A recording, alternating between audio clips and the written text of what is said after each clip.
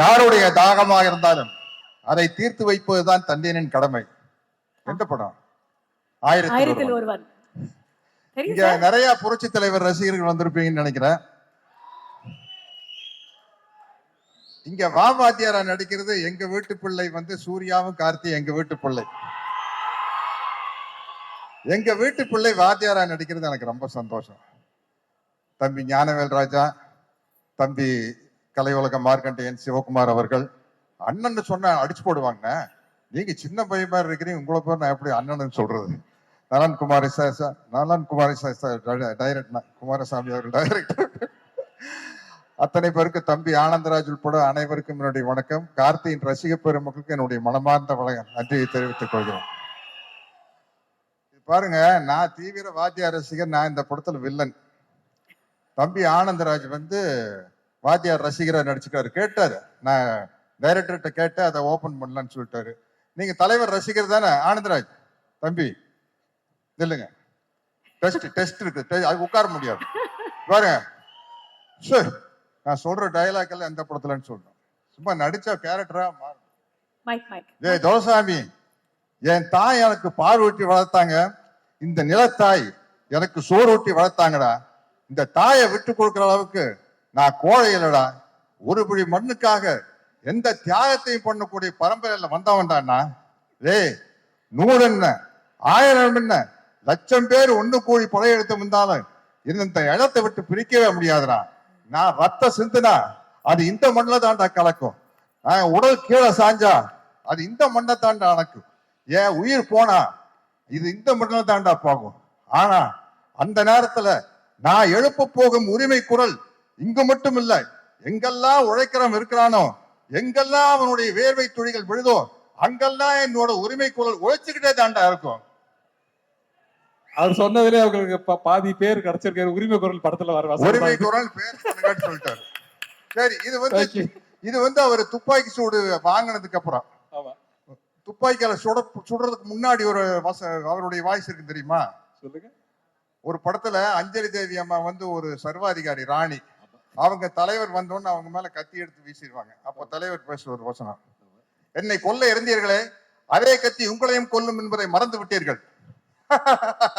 குறிவைத்தால் தவற மாட்டேன், தவறுமானால் குறிவைக்க மாட்டேன். வன்முடி வீழ்ந்தது. மகாராணியரை வீழ்த்துவது சுலபம் என்பதற்கு அறிகுறியாக. ஆனால் ஆத்திரக்காரன் அல்ல கரிகாலன். அவன் கேட்கும் நீதியை நின்று நிதானமாகத்தான் கேட்பான். இது மகாதேவி மர்மயோகி. வாய்க்கு வந்ததுல அடிக்கூடாது. சரி, படிச்சிருக்கேன். இத சொல்லுங்க. படையிலே சேர்ந்தேன், மக்களுக்கு பணிபுரிய, நாட்டை காக்க. சேர்ந்த பின்பு அறிந்தேன், ஆற்ற வேண்டிய படை மக்களை ஆள வைத்தது, வாழ வைக்க வேண்டிய படை மக்களை மாள வைத்தது என்று. உங்கள் ஆட்சியின் கொடுமைகள் அனைத்தையும் கண்டேன். ஆதரவற்று மக்கள் துடிப்பதையும் பார்த்தேன். மக்கள் அழுத கண்டீர் ஆரண பெருகும். சண்டை வேண்டாம், உணவு வேண்டும், வாழ்வு வேண்டும் என்று அழுவார்கள். அவர்களை அடிக்க சொல்லுவார் தளபதி. அணைக்கத்தாவும் மனசாட்சி. உள்ளம் குடித்தது, உதிரம் கொதித்தது. ஏன் இப்படி? எதற்காக? நடக்கலாமா? சரிதானா? இவைகளை எனக்குள் நானே கேட்டுக்கொண்டேன். ஒரே ஒரு முடிவுக்குத்தான் வந்தேன். மக்களிலே ஒருவன் தலைவனாகும் வரையில் மன்னராட்சியின் அக்கிரமங்களுக்கு முடிவே இருக்காது என்பதை அறிந்தேன். படையிலிருந்து விலகினேன், புரட்சி கூட்டத்திலே புகுந்தேன். புரட்சி என்றதும் பயந்து விடாதீர்கள். இது ஆலயத்திற்கும் ஆயுத புரட்சி அல்ல. அதில் எங்களுக்கு நம்பிக்கையும் இல்லை. ஆனால் நாங்கள் தீயிடுவோம், தீமைக்கு கொள்ளையடிப்போம், மக்கள் உள்ளங்களை குவித்து வைத்து அனுபவிப்போம். அறிவு பொருட்களை கத்து இல்லாத ரத்தம் சிந்தாத அறிவு புரட்சி எது? என்ன நாடோடி மன்னர். என்னை நம்பாமல் கெட்டவர்கள் நிறைய உண்டு, நம்பி கெட்டவர்கள் வரை இல்லை. அது நாடோடி மன்னர். சரி, மனோகர் சார் கேட்பார் வாத்தியார் பார்த்து, நிலைத்து நிற்கும் என் அதிகாரத்தின் ஆழம் புரியவில்லை உனக்கு. உங்கள் அதிகாரம் என்ன சிலப்பதிகாரமா? என்றென்றும் நிலைத்திருப்பதற்கு. அது வந்து 1001 படத்தை சோசியல் டயலாக். வீட்டுக்குறையில ஒட்டடை படிக்கணும்னு யாருமே ஆசைப்படுறது இல்ல, அது தானா படியுது. வாழ்க்கையில வர துன்பங்களும் அப்படித்தான். அத நாம தான் நம்ம மன உறுதியால போகணும். இது இதுல கேட்டு சொல்றேன். இல்ல இல்ல சந்திரோதயம். ஓகே, பரவாயில்ல, பொழைச்சு போங்க. நல்ல பேரை வாங்க வேண்டும் பிள்ளைகளே. நீங்க மிகப்பெரிய வாத்தியார் ரசிகர்னு எங்களுக்கு தெரியும். ஆனா இவ்வளவு பெரிய வாத்தியார் மன்னிக்கணும். ரசிகர் அப்படின்றது வேற லீக் சார். மன்னிக்கணும், நான் வந்து எம்ஜிஆர் ரசிகர் அவருன்னு சொல்லிட்டேன். அவர்கிட்ட இருந்து கர்லா கட்டைய வந்து வாங்கினவர் இவர்தான். பெருசா நீங்க எனக்கு ஏதாச்சும் பண்ணாலும் அதை வச்சு எனக்கு என்ன பண்றது தெரியாது. ஒரு தம்பிள்ஸ் கொடுங்கண்ணே போதுன்னு வாங்கிட்டு கேட்டா ஒரு கரலாக்கட்டை கொண்டு வந்து கொடுத்தாரு. அதை தூக்கிட்டு வந்துட்டேன். என்ன வெயிட் தெரியுமா? பட்டிக்காட்டு புனையால சுத்தி இருப்பாரு. பயங்கர வெயிட்னு அது. White pant, red shirt, black belt. அந்த படத்துல ட்ரெஸ். ஆமா ஆமா சார். என்ன சார் இப்படி அணுவணுவா ரசிக்கிறீங்க? ரொம்ப அரக்கத்தனமான ரசிகர். பக்கத்திலேயே வர முடியாது. இங்க வர நாங்க யாரும் அட்டெம்ப்ட் கூட பண்ணல சார். பட் அந்த ரசிகர் இந்த திரைப்படத்துல அவ்வளவு முக்கியமான ஒரு கதை பார்த்தோம். 1958 ஆகஸ்ட் மாசம் 22ஆம் தேதி பாருங்க டேட்டோட சொல்றாரு. 64 பொங்கலுக்கு வேட்டைக்காரன், 65 பொங்கலுக்கு எங்க வீட்டு பிள்ளை, 66 பொங்கலுக்கு அன்பே வா. வாழ்ந்தவர் கோடி மறைந்தவர் கோடி. சத்தியமா தெரியல சார். எல்லா சார்பா தான் சார் சொல்றேன். இது வேற லீக் சார். இது மாதிரி வரவே முடியாது. எல்லா படத்து வசனம் தெரியும். மத்தவங்க எல்லாம் பேசணுங்கிறதுக்காக விட்டு வச்சுட்டு போறேன். ஒரே ஒரு வாத்தியார் தான், புரட்சி தலைவர் எம்ஜிஆர் தான். எனக்கு என்ன மகிழ்ச்சினா, வேற யாரும் அந்த வாத்தியார்னு கேரக்டர் நடிக்காம எங்க வீட்டு பிள்ளை 1000ல் ஒருவன் கார்த்தி நடிக்கிறது எனக்கு சந்தோஷம். உண்மையிலே சொல்றேனுங்க. ஏதோ கார்த்தியா இருந்தங்காட்டி நாங்கெல்லாம் விட்டு போனா போதும் 1000ல் ஒருவன் அப்படிங்கிற டைட்டிலுக்கு. வேற யாராச்சும் எடுத்துங்கன்னா குப்பு குப்பு குப்பு குப்புன்னு எரிஞ்சிருக்கு. இது நம்ம ஆளா போன காட்டி சரிப்பா நம்ம கார்த்தி தான்ப்பா 1000ல் ஒருவனை நடிச்சுட்டு போட்டுப்பா அப்படின்னு விட்டா. பரவாயில்ல, நிறைய இடத்துல பாஸ் ஆயிட்டீங்க. ஆமா, ஒரு லவ் சீன் டைலாக் சொன்னா தெரியுமா? வேண்டாம் இல்ல, நல்ல சீனு. நமக்கு ரொம்ப தூரம் வேண்டாம். 1000ல் ஒருவன்ல புரட்சி தலைவர் எம்ஜிஆரும் புரட்சி தலைவர் ஜெயலலிதா அவர்களும் பக்கத்துல உட்கார்ந்து இருப்பாங்க. 2 பேருக்கு ஒருத்தர் மேல ஒருத்தர் பிரியம் இருக்கும். பட் ஒரு லேடிஸ்க்கு ஒரு வெக்கம் இருக்கும்ல, கட்டி பிடிக்கலாம்னு ஆசை இருந்தாலும் வெக்கத்தோடு இருப்பாங்க. அப்ப அந்த அலை அடிச்சு போட் ஆடணும்னா ஜெயலலிதா மேடம் வந்து வாத்தியார் மேல விழுந்துருவாங்க. விழுந்தோன்னு பொல்லாத அலை அப்படிம்பாங்க. வாத்தியார் நம்மை புரிந்து கொண்ட அலை. அது வந்து திருமணம் ஆன பிறகு உள்ள பேசுற வசனம் அது. கப்பலுக்கு அடியில. ஓகே, மத்தவங்க எல்லாம் பேசணும். இத்துடன் எனது இல்ல ஐயா, வாத்தியார் மேல இவ்வளவு பிரியம் வச்சிருக்கீங்க நீங்க. இங்க ஒரு சில கேள்விகள் அவரும் கேட்கணும்னு ஆசைப்படுறேன். வாங்க வாங்க கண்ணு வாங்க. அங்க வரணுமா? சார் நீ கண்ணு அந்த கண்ணு இல்ல சார். சரி சரி. தம்பி சத்யராஜ் எப்படி இருக்கீங்க? அண்ணா நல்லா இருக்குண்ணா, ரொம்ப நல்லா இருக்குண்ணா. உங்க ரசிகருக்கு நல்லா தாங்கண்ணா இருப்பாங்க. ரொம்ப மகிழ்ச்சி.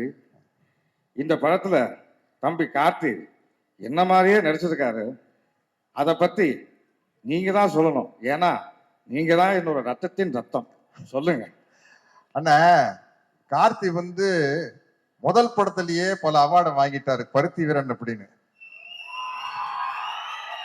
தொடர்ந்துண்ணே அண்ணா வாத்தியார் அண்ணா தொடர்ந்து 5 படம் கண்டினியூஸா ஹிட் கொடுத்த முதல் ஹீரோ கார்த்தி தானே.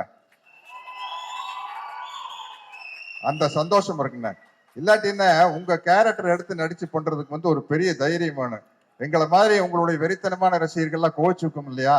பட் கார்த்தி வந்து ரொம்ப ஹோம்ஒர்க் பண்ணி என்கிட்ட நிறைய டவுட் கேட்டிருக்காரு. பஞ்சு டைலாக் எல்லாம் சொல்லி கொடுத்துருக்கிறேண்ணே. கண்டிப்பா உங்க பேரை தம்பி கார்த்தி அருமையா காப்பாத்துவார். அதனாலதான் அவர் 1000ல் ஒருவர். அண்ணா வாழ்க்கைக்கு ஒரே ஒரு தத்துவம். நீங்க சொன்ன டைலாக் போதுண்ணே. நான் என் பிறந்தேன்ல மேஜர் சுந்தர்ராஜ் உங்களை பார்த்து கேட்பாரு, உங்க கொள்கைதான் என்ன அப்படின்ட்டு.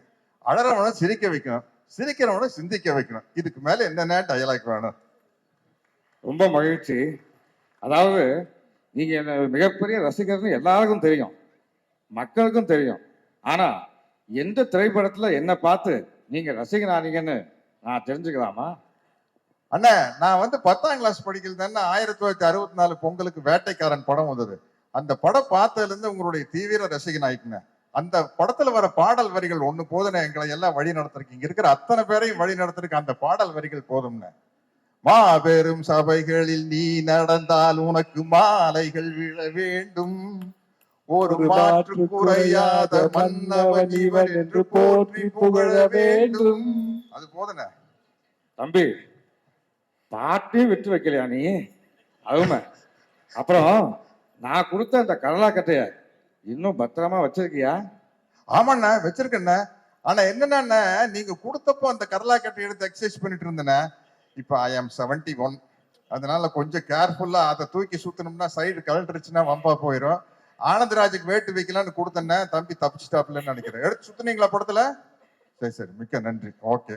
கட்டப்பாவுக்கு கரலா கட்டை சுத்ததெல்லாம் ரொம்ப ஈஸி. கட்டப்பாக்கு கரலா கட்ட சுத்ததெல்லாம் ரொம்ப ஈஸி. என்னுடைய மனமார்ந்த வாழ்த்துக்கள் தம்பி. நீங்க மிகப்பெரிய உயரத்துக்கு வந்துகிட்டே இருக்கணும். என்னுடைய மனமார்ந்த வாழ்த்துக்கள். அண்ணா, கட்டப்பா படத்துல எனக்கு கேரக்டருக்கு பேர் இருந்ததுக்கு ஒரு முக்கியமான காரணம் உங்க ரசிகரா இருந்ததுனால தானே. அதனால தானே சின்ன வயசுலயே 2 கையிலையும் சிலம்ப சுத்தி பழகிட்ட, கத்தி சண்டை எல்லாம் பழகிட்ட. அதனால தானே எனக்கு கட்டப்பாவை நடிக்கிறது ரொம்ப ஈஸியா இருந்தது. இந்த நேரத்துல உங்களுக்கு நான் நன்றி சொல்லிக்கிறேன் கட்டப்பாவை நடிச்சதுக்கு. வாத்தியாரே, தேங்க்யூ வாத்தியாரே.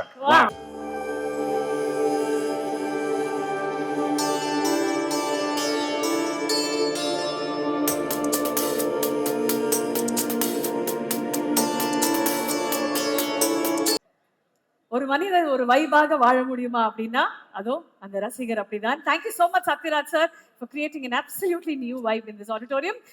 இந்த அரங்கத்துக்குள்ள ஒரு மிகப்பெரிய கைத்தட்டல். Let's welcome our very own Santosh Naran, everybody. Let's hear it for our dearest Sana.